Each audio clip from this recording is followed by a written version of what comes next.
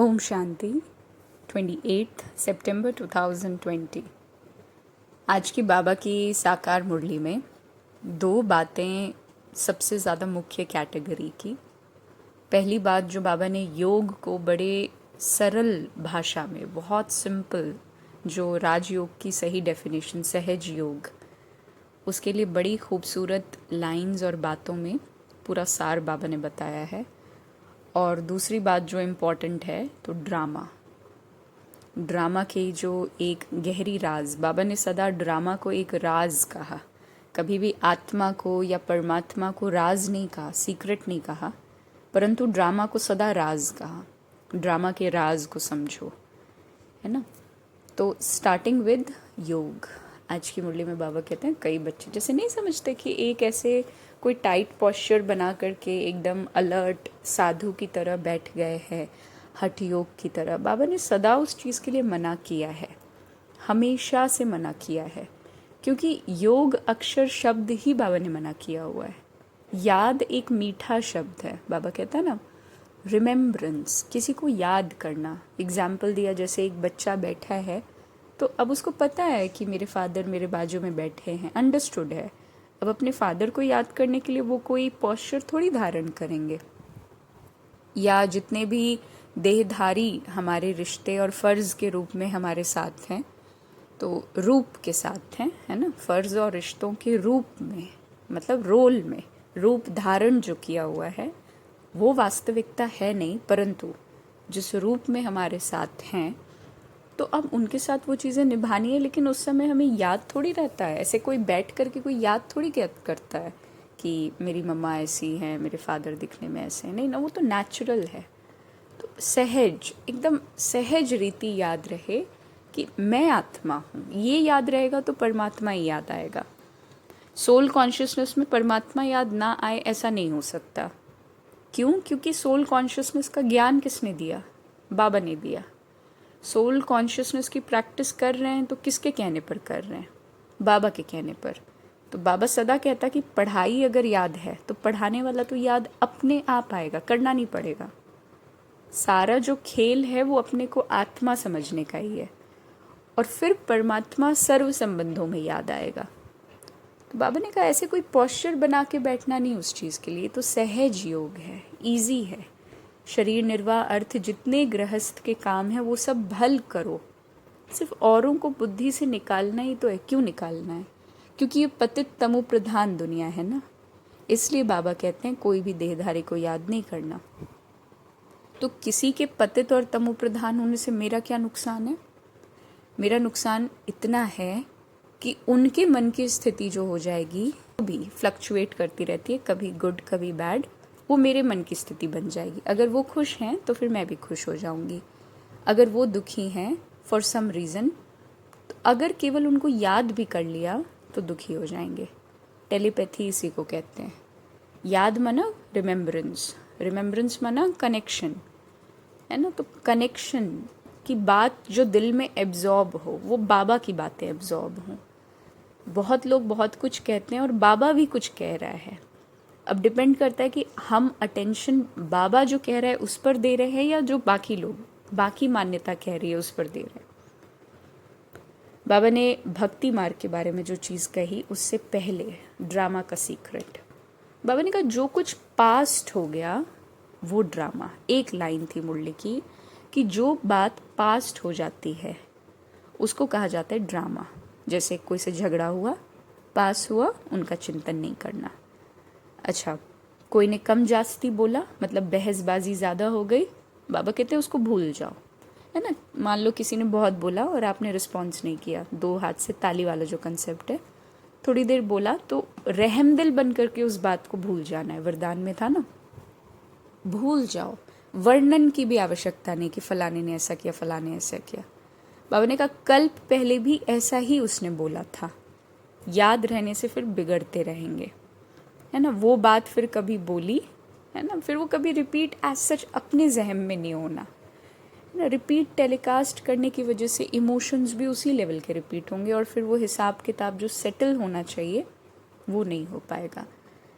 दिमाग में एक प्रश्न ये उठना चाहिए कि अगर बाबा आज ये कह रहा है कि जो बात पास्ट हो गई वो ड्रामा, तो बाबा ये क्यों कहता है कि एक एक सेकंड ड्रामा के अनुसार चलता है, जूं के मिसल ये ड्रामा चलता है। बाबा कहते हैं ना, टिक टिक टिक टिक होती ही रहती है, नहीं कहते, कहते हैं ना। तो बाबा ने क्या कहा, जो बात पास्ट हो जाती है ना, आगे आने वाला जो भी हमारा सिचुएशन है वो भी अतीत बनने वाला है। अगर अभी 420 हो रहा है तो 421 में 420 भी अतीत हो जाएगा, पास्ट हो जाएगा, नहीं हो जाएगा। जैसे ही 421 में एंटर किया वैसे ही 420 पास्ट हो गया, अतीत हो गया। वो ड्रामा ही तो था ना, हो गया। और आगे आने वाला जो सेकंड है वो अपॉर्चुनिटी, एक पुरुषार्थ मेंटेन रहे, हाथ पे हाथ धर करके हम बैठ ना जाएं, क्योंकि लाइफ ऐसे नहीं चलती। तो सदा बाबा ने ड्रामा को पास्ट से रिलेट करने के लिए कहा, इसीलिए ड्रामा को सीक्रेट बताया, है ना। बाबा ने आज भक्ति मार्ग की कई बातों को क्लैरिफाई किया है, स्टार्टिंग विद वैजंती माला। बाबा कहते हैं निश्चय बुद्धि विजयंती, विजयंती से ही वैजंती शब्द आता है, यानी विजय माला। 108 की वैजंती माला गाई जाती, तो कौन सी चीज़ में वैजंती?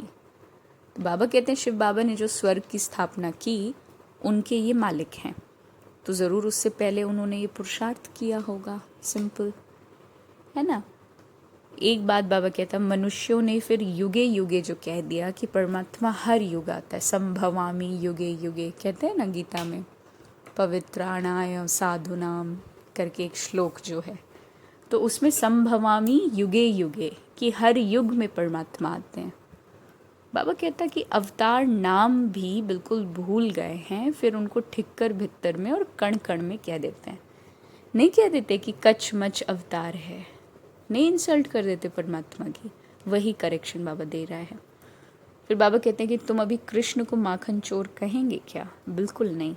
हालांकि शास्त्रों में क्या क्या कह दिया, श्याम सुंदर, चलो वो तो ठीक है, लेकिन वो कृष्ण के लिए नहीं है। बाबा ने ये भी कहा, वो आत्मा जब कृष्ण है तो सुंदर है, वो श्याम है तो फिर उसको ब्रह्मा की रात कही गई है। बाबा ने कहा माखन चोर जैसी कोई नाम नहीं होता, वो इतना ज़्यादा कह लीजिए भरपूरता है सत्युग में, सत्युग इतना भरपूर है कि कोई मटके से माखन खाए भी तो एकदम जैसे फ्लोइंग लेवल दिखा रहा है, ओवरलोडेड, बहुत ज़्यादा वेल्थ, हर तरीके से भरपूर। चौथी करेक्शन, रघुपति राघव राजा राम। अब बाबा कहते हैं कि राम तो शिव बाबा है ना, जो हम सीताओं को रावण से मुक्त करते हैं। तो अब शिव बाबा तो राजा बनते नहीं, राजाई करते नहीं, तो उनको राजा राम कहना ये रॉन्ग हो गया, है ना। फिर बाबा कहते हैं कि अब कोई हनुमान को याद करे, कोई साधु को याद करे, तो वो याद छोड़ देनी चाहिए। उसका कारण ये है कि वो चैतन्य चीज़ें अब बाकी नहीं रही हैं। हनुमान आत्मा की शक्ति का प्रतीक है। बाबा कहते हैं ना, बंदर बुद्धि से मंदिर बुद्धि बनाता हूँ। तो अब जब हनुमान बन रहे हैं तो ये ज्ञान जो सुन रहा है वो बन महावीर रहा है, तो हमें हनुमान को याद थोड़ी करना है, हमें तो बनना है स्वयं, ताकि जो भक्त आत्माएं वो याद करें तो उनको लिबरेशन प्राप्त हो। इसीलिए बाबा ने इस पढ़ाई को ऊंचते ऊंच कहा, सदा ऊंचते ऊंच कहा। फिर बाबा ने सेवा के लिए कहा, सर्विस में कोई विघ्न नहीं पड़ना चाहिए। विघ्न मन में होते हैं, है ना, एक्सटर्नली तो विघ्न होते नहीं, तो विघ्न ना पड़े। सर्विस में कमज़ोरी नहीं दिखाना, शिव बाबा की सर्विस है ना, उनमें कभी ज़रा भी किसी भी प्रकार की कमज़ोरी नहीं करनी चाहिए, नहीं तो अपना ही पद भ्रष्ट हो जाता है ना। करना चाहते हैं ईश्वरीय सेवा, हालांकि हर कर्म सेवा है, परंतु एक कैटेगरी जो ईश्वरीय सेवा की है वो करना चाहते हैं, लेकिन ऑब्लिगेशंस हैं। बाबा कहते हैं वहाँ कमज़ोरी दिखा के कुछ नहीं होगा। सूनर और later everybody is going to realise कि हाउ इम्पोर्टेंट दिस सेवा इज़, है ना। तो बाबा कहते हैं वहाँ कमज़ोरी ना हो। बाप कहते हैं सब बातों को छोड़ इस सर्विस में लग जाओ, अपना कल्याण करो। एक तो बैज के बारे में बाबा ने आज सेवा कि बैज पे सेवा बच्चे नहीं करते। ये सेवा, ये जो बैज है ये श्रीमत से बनी है, ईश्वर के श्रीमत से। और बैज की हम समझते हैं इतनी इम्पोर्टेंस इसलिए है क्योंकि एक बैज बाबा के और आत्मा के और सृष्टि चक्र, इन तीनों बातों का प्रतीक है।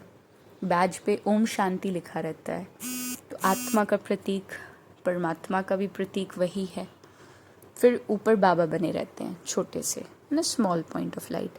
फिर लक्ष्मी नारायण का चित्र होगा या त्रिमूर्ति का चित्र होगा या कहीं कहीं कृष्ण का है। तो अब इनके जैसा बनना है ना, अभी ये हो और अब इनके जैसा बनना है। तो एक बैज पूरी सर्विस कर देता है आत्मा, परमात्मा और सृष्टि चक्र के बारे में। तो वही शिव बाबा कहते हैं कि एक एक बैज से बहुत सेवा हो सकती है। कॉन्ट्रास्ट के लिए बाबा ने कहा इस समय तो मानो तत्व भी तमो प्रधान है। पानी भी देखो कितना नुकसान करता है, उपद्रव होते रहते हैं पुरानी दुनिया में। लेकिन सत्युग में उपद्रव की कोई बात नहीं, वहाँ तो प्रकृति दासी बन जाती है। यहाँ प्रकृति देखो कैसे दुश्मन बनकर दुख देती है, नहीं देती? नेचुरल क्लैमिटीज़ कितनी आती हैं, और नेचुरल क्लैमिटी एक परिस्थिति है और उसमें पावर टू टॉलरेंस चाहिए, सामना करने की शक्ति चाहिए, पावर टू फेस, है ना। फिर बाबा ने माया के ऊपर कहा कि अब बाप को याद करने से माया पर जीत पानी है। कर्मा फिलॉसफी, सबको अपने हिसाब किताब चुकतू करके वापस तो जाना ही है। और हिसाब किताब दो ही तरीके से चुकतू होते हैं, एक कर्म भोग और एक योग। या तो हम योग बल या तो भोग बल, यही दो मार्ग हैं। वार्निंग बाबा ने दी, रूट कर सर्विस में धोखा नहीं देना, ये ईश्वरीय सर्विस है। माया के तूफान बहुत आएंगे, परंतु बाप की ईश्वरीय सर्विस में धोखा नहीं देना। बाप सर्विस अर्थ डायरेक्शन देते रहते हैं। मित्र संबंधी आदि जो भी आए, सबके सच्चे मित्र तो तुम ही हो ना। तुम ब्रह्मा कुमार कुमारियाँ सारी दुनिया के मित्र हो, है ना। आज बाबा ने जो हमें टाइटल दिया वो फायर ब्रिगेड का है और सच्चा मित्र का है। और स्वयं को जो टाइटल दिया वो है कालों का काल। बाबा कहते हैं कि मैं तो सबको ले जाऊंगा, किसी को नहीं छोड़ूंगा। तुम सबने बुलाया है कि पतित पावन आओ, किसी एक को भी नहीं छोड़ूंगा। सोचिए, सबके शरीर अलग हो जाएंगे, आत्मा अलग हो जाएगी और हर आत्मा मुक्त हो जाएगी। तो संगम युग की यही विशेषता कि तुम सारी दुनिया के सच्चे सच्चे मित्र हो, तो तुम्हारी किसी से भी शत्रुता नहीं होनी चाहिए। ये बैज श्रीमत से बने हैं, तो इनसे सर्विस अनिवार्य है। आज का वरदान भी बहुत नॉलेजफुल और पावरफुल है। बाबा ने बीती हुई बातों को एकदम रहम दिल बन करके समाने वाले शुभ चिंतक भव, है ना। यदि किसी की बीती हुई कोई कमज़ोर की कमज़ोरी की कोई बातें अगर कोई सुनाए, पास्ट का जो चिंतन है, तो शुभ भावना से किनारा कर लो। मतलब जैसे कोई अगर गॉसिप कर रहा है, एक वर्ड दिया जाए, अब मैंने कहा अच्छे इंटेंशंस रख के साइड हो जाओ। व्यर्थ चिंतन या कमज़ोरी की बातें आपस में नहीं चलनी। बीती हुई बातों को रहम दिल बनकर संभालो, समाकर शुभ भावना से उस आत्मा के प्रति मनसा सेवा करते रहो। भले संस्कारों के वश कोई उल्टा कहता, करता या सुनता है तो उसे परिवर्तन करो। 1 से 2 तक, 2 से 3 तक ऐसे व्यर्थ बातों की माला ना हो जाए, ऐसा अटेंशन रखना, अर्थात शुभ चिंतक बनना। और स्लोगन है, संतुष्ट मणि बनो तो प्रभु प्रिय, लोक प्रिय और स्वयं प्रिय बन जाएंगे। ओम शांति।